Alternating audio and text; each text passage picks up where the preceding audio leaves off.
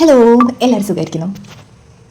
ഇപ്പോൾ മാമ്പഴക്കാലല്ലേ, മാമ്പഴ പുളിശ്ശേരിയും ഈ മാങ്ങ മോരിട്ട് കാച്ചിയതും അല്ലെങ്കിൽ പഴമാങ്ങ കറിയൊക്കെ ഉണ്ടാക്കി മടുത്തവർക്ക് ഉണ്ടാക്കാൻ പറ്റിയ നല്ല ടേസ്റ്റി ആയിട്ടുള്ള ഒരു സിമ്പിൾ ഡിഷിൻ്റെ റെസിപ്പിയാണിത്. ഈ നാടൻ മാങ്ങയൊക്കെ കിട്ടുകയാണെങ്കിലേ ഒരു തവണയെങ്കിലും ട്രൈ ചെയ്ത് നോക്കണം കേട്ടോ. അത് കുറേ കാലം കേടാകാതിരിക്കും, നമുക്ക് പുറത്തേക്കൊക്കെ കൊടുത്തു വിടാനും ഒക്കെ നല്ലതാണ്.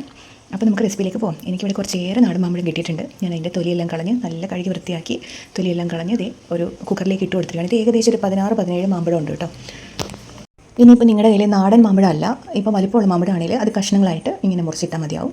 അതിലേക്ക് 1 ടീസ്പൂൺ മുളക് പൊടിയും 1/4 ടീസ്പൂൺ മഞ്ഞൾപ്പൊടിയും 1/2 ടീസ്പൂണോളം ഉപ്പും കൂടി ഇട്ട് ഒന്ന് ഇളക്കുക. ആവശ്യത്തിനുള്ള വെള്ളം കൂടി ഒഴിച്ചിട്ട് ഒരു 2 വിസിൽ വരുന്നവരെ വേവിച്ചെടുക്കുക.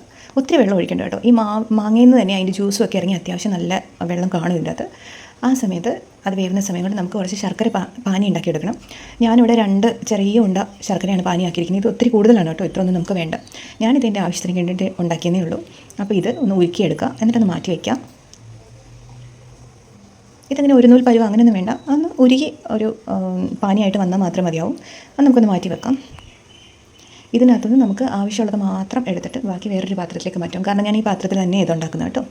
അപ്പോൾ ഞാനിതിപ്പം റെഡിയായി വന്നിട്ടുണ്ട്. ഞാനിത് ഒരു 1/2 കപ്പ് 1/4 കപ്പ് മാത്രം അതിൽ നിർത്തിക്കൊണ്ട് ബാക്കിയെല്ലാം ഒന്ന് മാറ്റിയെടുക്കുകയാണ്. ഇതിൽ അഴുക്കൊന്നും ഇല്ലാത്ത ശർക്കരയായിരുന്നു കേട്ടോ. നിങ്ങൾക്ക് അഴുക്കുള്ള ശർക്കരയൊക്കെ ആണെങ്കിൽ അങ്ങനെ തോന്നുകയാണെങ്കിൽ ചിലതിലൊക്കെ കല്ലൊക്കെ കാണും. അപ്പോൾ അതൊന്ന് അരിച്ചെടുക്കുക. ഇത് നല്ല ക്ലീൻ ആയിട്ടുള്ള ശർക്കരയായിരുന്നു. ഞാനിത് സ്ഥിരം വാങ്ങുന്നതാണ്, അതുകൊണ്ട് ഞാൻ അരിക്കുന്നൊന്നുമില്ല. അപ്പോൾ ആവശ്യമുള്ളത് മാത്രം ഇതിൽ നിർത്തിയിട്ട് നിങ്ങളുടെ മധുരത്തിന് ഇഷ്ടത്തിനനുസരിച്ചാണ് കേട്ടോ വെക്കേണ്ടത്. അത്ര മാത്രം പാത്രത്തിൽ നിർത്തിയിട്ട് നമുക്ക് മാമ്പഴം എങ്ങനെയായെന്ന് നോക്കാം. ഇതിപ്പം വിസിലെല്ലാം പോയി, ഇപ്പം അത്യാവശ്യം വെന്തിരിക്കുകയാണ്. അതിനകത്ത് ഇഷ്ടംപോലെ വെള്ളമുണ്ട് കേട്ടോ. അത് നമുക്ക് മുഴുവനായിട്ട് ഇതിലേക്ക് ഒഴിച്ചു കൊടുക്കാം. ഒഴിക്കുമ്പോൾ വളരെ ശ്രദ്ധിക്കുക. മാമ്പഴം നല്ല ചൂടാണ്, ശർക്കര പാനിക്കും അത്യാവശ്യം ചൂട് കാണും. അപ്പം തെറിച്ച് കയ്യിലൊന്നും വീഴാതെ ശ്രദ്ധിച്ച് ഇതിലേക്ക് മുഴുവൻ ട്രാൻസ്ഫർ ചെയ്യുക. എന്നിട്ട് ഈ ശർക്കര പാനിയിൽ കിടന്ന് ഈ മാമ്പഴം നന്നായിട്ടൊന്ന് വെന്ത് കുറുകി വരട്ടെ. ഈ ശർക്കര പാനിയെല്ലാം വറ്റി വരും കേട്ടോ. ഈ ഒരു സ്റ്റേജിൽ ചിലവർക്ക് ഇതിലേക്ക് ബാക്കിയുള്ള കാര്യങ്ങൾ ഇടാൻ ഇഷ്ടമല്ലെങ്കിൽ ഇങ്ങനെ തന്നെ നമുക്ക് തണുപ്പിച്ച് ഒരു പാത്രത്തിലാക്കി മാറ്റി വെക്കാവുന്നതാണ് കേട്ടോ. ചിലവർക്ക് അങ്ങനെ കഴിക്കാൻ ഇഷ്ടമാണെങ്കിൽ അങ്ങനെയും ചെയ്യാം. ഞാനിതിപ്പോൾ ഒരു സൈഡ് ഡിഷ് പോലെയാണ് ഉണ്ടാക്കുന്നത്. അപ്പോൾ ഞാനതിലേക്ക് കുറച്ച് കടുകൊക്കെ വറുക്കുന്നുണ്ട്. അത് ഓപ്ഷണലാണ്, നിങ്ങൾക്ക് ഇഷ്ടമില്ലെങ്കിൽ ഈ സ്റ്റേജിൽ നിങ്ങൾക്ക് നിർത്താം. എന്നിട്ട് ഇതേപടി തന്നെ മാറ്റി വെക്കുകയും ചെയ്യാം. ഞാനിതിലേക്ക് 1/2 ടീസ്പൂൺ ഉലുവപ്പൊടി ചേർക്കുന്നുണ്ട്. അത് ഓപ്ഷനിലാണ് കേട്ടോ, ചിലവർക്ക് ഇഷ്ടമല്ലെങ്കിൽ ഒഴിവാക്കാം. ഞാനിത് ഇങ്ങനെയാണ് ഉണ്ടാക്കുന്നത്. ഇങ്ങനെ തന്നെ ഒന്ന് ഉണ്ടാക്കി നോക്കണം കേട്ടോ ഒരിക്കലെങ്കിലും, നല്ല ടേസ്റ്റാണ്. ഇതിലേക്ക് 1/2 ടീസ്പൂൺ ഏലക്ക പൊടിച്ചതും കൂടെ ചേർത്ത് കൊടുക്കുന്നുണ്ട്. ഇനി ഇതെല്ലാം കൂടെ നന്നായിട്ടൊന്ന് ഇളക്കി യോജിപ്പിക്കുക. ഞാനിത് കുറച്ചുകൂടെ ഒന്ന് വറ്റിച്ചെടുക്കുന്നുള്ളൂ. അല്പം അതിനകത്ത് ഇച്ചിരി ചാറ് പോലെ കിടക്കുന്നത് എനിക്കിഷ്ടമാണ് കേട്ടോ. അല്പം മധുരമുള്ള കറികളൊക്കെ ഇഷ്ടമുള്ള ആൾക്കാർക്ക് ഇത് വളരെ ഇഷ്ടപ്പെടും. കാരണം ചൂട് ചോറിൻ്റെ കൂടെയൊക്കെ ഈ ഒരു കറി മാത്രം മതി കേട്ടോ. ചോറിന് നല്ല രസമാണ്. ഒരു പപ്പടം കൂടെ ഉണ്ടെങ്കിൽ പൊളിച്ച്. അപ്പം ഇതിപ്പം പാകമായിട്ട് വന്നിട്ടുണ്ട്. ഇത് കണ്ടില്ലേ, ഇത് ഇത്രയും ചാർക്ക് ഞാൻ ഇതിനകത്ത് നിർത്തുന്നുണ്ട് കേട്ടോ. കുറച്ചൊക്കെ ഇതിൽ വറ്റിപ്പോവും, അതുകൊണ്ട് നമുക്ക് കറക്റ്റ് പാകത്തിന് കിട്ടും. ഒരു കുഴഞ്ഞിരിക്കുന്ന ഒരു പരുവത്തിൽ നമുക്ക് കിട്ടും ഇത് തണുത്ത് കഴിയുമ്പം ജ്യൂസി ആയിട്ട്. അപ്പോൾ ഇത് കുറച്ചുകൂടി ചാറ് വേണമെന്നുണ്ടെങ്കിൽ അതങ്ങനെ നിലനിർത്താം. ഇനി നമുക്ക് ഇതിന് വേണ്ടിയിട്ട് ഒരു കടുക് വറുക്കാം. അപ്പോൾ നമുക്ക് കുറച്ച് വെളിച്ചെണ്ണ ഒഴിച്ച് കൊടുക്കാം. ചൂടാകുമ്പോൾ അതിലേക്ക് 1-2 ടീസ്പൂൺ കടുക് ഇട്ട് കൊടുക്കുക. ഉലുവപ്പൊടി ഇല്ലാത്തവർക്ക് ഈ ഒരു സ്റ്റേജിൽ ഉലുവ ഇട്ട് കൊടുത്താലും മതി. ഞാനിതിലേക്കൊരു 2 നുള്ള് ജീരകം കൂടി ഇട്ട് കടുക് വറുക്കുന്നുണ്ട് കേട്ടോ. ഈ ജീരകം ഉലുവ അതൊക്കെ ടേസ്റ്റ് ഇഷ്ടമില്ലാത്തവർക്ക് കടുക് മാത്രം വറുത്താൽ മതിയാവും. ഇനി ഇതിലേക്ക് ആവശ്യത്തിന് കറിവേപ്പില ഇട്ട് കൊടുക്കുക. കറിവേപ്പില ഇഷ്ടം പോലെ ഇട്ട് കൊടുക്കുക, നല്ല ടേസ്റ്റാണ്. എൻ്റെ കയ്യിൽ ഉണക്കമുളക് ഇല്ലായിരുന്നു, അതുകൊണ്ട് ഞാൻ ഉണക്കമുളക് ചേർത്തിട്ടില്ല. വേണ്ടവർക്ക് ഉണക്കമുളക് ചേർക്കാം. ഇനി നമുക്ക് വേണ്ടത് തേങ്ങയാണ് കേട്ടോ.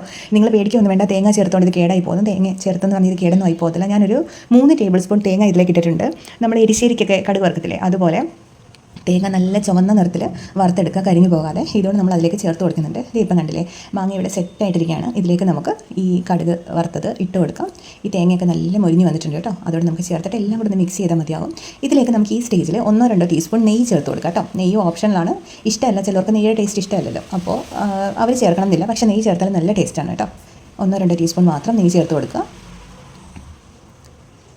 ഇനി ഇതിലേക്ക് നമ്മുടെ താളിപ്പും കൂടെ ചേർത്ത് എല്ലാം കൂടെ ഒന്ന് മിക്സ് ചെയ്താൽ നമ്മുടെ കറി റെഡിയായി. ഇത് കറി, ചട്നി അങ്ങനെയൊക്കെ പറയാം കേട്ടോ. ഇത് ഈ ചില ആളുകൾക്ക് മധുരമൊക്കെ ഇഷ്ടമല്ലേ ഓരോന്നിൻ്റെ കൂടെ കഴിക്കാൻ. അപ്പോൾ ഒരു ചപ്പാത്തിയുടെ കൂട്ടത്തിൽ ഇതൊക്കെ പരട്ടി ഒരു ജാം കഴിക്കുന്ന ഒരു രീതിയാണ്. അപ്പോൾ എല്ലാവരും ഒന്ന് ട്രൈ ചെയ്ത് നോക്കുക കേട്ടോ. വളരെ എളുപ്പമുള്ള ഒരു പഴയ ഒരു കറിയാണ്. ഇത് തന്നെ പൈനാപ്പിൾ വെച്ചിട്ട് ഞങ്ങൾ കോട്ടയം ഭാഗത്തേക്കൊക്കെ കല്യാണത്തിനൊക്കെ ഒരു പൈനാപ്പിൾ കറി വിളമ്പും, ഒരു മധുരക്കറി. അതിന് ഏകദേശം ഇതേ റെസിപ്പി തന്നെയാണ് കേട്ടോ. അപ്പോൾ അത് നല്ല രുചിയാണ്. അതിൻ്റെ ഒരു റെസിപ്പി ഞാൻ ഇട്ടിട്ടുണ്ട്, ഒന്ന് വേണമെങ്കിൽ ഒന്ന് നോക്കിക്കോളൂ. അപ്പോൾ എല്ലാവരും ട്രൈ ചെയ്ത് നോക്കിയിട്ട് ഫീഡ്ബാക്ക്സ് അറിയിക്കുക, എല്ലാവർക്കും ഇഷ്ടപ്പെടും. അപ്പോൾ ഈ മാമ്പഴമൊക്കെ വെറുതെ നിന്ന് പോകുന്ന ആൾക്കാരാണെങ്കിൽ ഇങ്ങനെയുള്ള കറികൾ ഇഷ്ടമാണെങ്കിൽ ഒരിക്കലും നിങ്ങൾ ഉണ്ടാക്കി നോക്കേണ്ട ഒരു കറിയാണ്. അപ്പോൾ നമുക്ക് നാളെ നല്ലൊരു വീഡിയോ ആയിട്ട് ഇനി വീണ്ടും കാണാം കേട്ടോ. അപ്പോൾ എല്ലാവരും ട്രൈ ചെയ്ത് നോക്കിയിട്ട് കമൻറ്റ് ബോക്സിലൂടെ തീർച്ചയായിട്ടും ഫീഡ്ബാക്ക്സ് അറിയിക്കാം. അപ്പോൾ നാളെ കാണാം. ഇത് ഇപ്പോൾ സംഭവം റെഡി ആയിട്ടുണ്ട്. നല്ല മണവും നല്ല ടേസ്റ്റുമാണ്. അപ്പോൾ എല്ലാവരും ട്രൈ ചെയ്ത് നോക്കുക. ഞാനിത് ഉണ്ടാക്കി കുറേ നാളത്തേക്കിന് സ്റ്റോർ ചെയ്യാറുണ്ട്. പുറത്ത് വെക്കുന്നതിന് പ്രശ്നമൊന്നുമില്ല. അല്ലെങ്കിൽ ഇത് ഫ്രിഡ്ജിൽ തന്നെ വെച്ചാൽ മതി. നമ്മൾ എടുക്കുന്നതിന് മുമ്പായിട്ട് ഒരു പാത്രത്തിലേക്ക് ഒന്ന് മാറ്റിയിട്ട് പുറത്ത് വെച്ചാൽ മതി. അത് അന്നേരം അപ്പോൾ അത് നമുക്ക് ഓക്കെ ആയിട്ട് കിട്ടും. പിന്നെ രണ്ടാമത് ചൂടാക്കണം എന്നില്ല. നല്ല ജ്യൂസിയാണ് കേട്ടോ. ഇത് കണ്ടില്ലേ, ഇതിൽ ആവശ്യത്തിന് മാത്രമേ ഇപ്പോൾ ഷുഗർ സിറപ്പ് അല്ല ഈ ശർക്കരയുടെ പാനിയുള്ളൂ. അപ്പോൾ ഇത് നമ്മൾ ഫ്രിഡ്ജിൽ സൂക്ഷിക്കുകയാണെങ്കിൽ ഒട്ടും തന്നെ വെള്ളമില്ലാത്ത ഒരു പാത്രത്തിൽ, എയർ ടൈറ്റ് പാത്രത്തിലാക്കിയിട്ട് അടച്ച് നമുക്ക് ഫ്രിഡ്ജിൽ സൂക്ഷിച്ച് വയ്ക്കാം. അല്ലെങ്കിൽ നമ്മൾ ഗ്ലാസിൻ്റെ ബോട്ടിൽസിലാക്കി സൂക്ഷിക്കാം കേട്ടോ.